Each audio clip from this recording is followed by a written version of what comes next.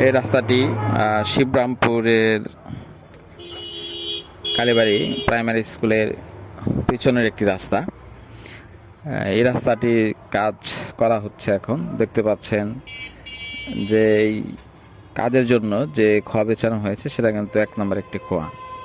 আমরা দেখতে পেয়েছি যতবারই রাস্তাগুলোর সংস্কার করা হয়েছে তখনই কিন্তু সবচেয়ে নিম্নমানের খোয়া দিয়ে এই কাজগুলো করা হতো, কিন্তু 5 আগস্টের মাধ্যমে দেশ স্বাধীন হওয়ার পরেই প্রথম দেখলাম যে তারা কিন্তু ভালো মানের খোয়া দিয়ে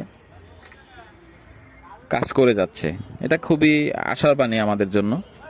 আমরা আসলে ভবিষ্যৎ বাংলাদেশ বিনির্মাণে এরকমই আশা করেছিলাম, যাতে সমস্ত সেক্টরে পরিবর্তনে হাওয়া লাগে। তাই হয়েছে।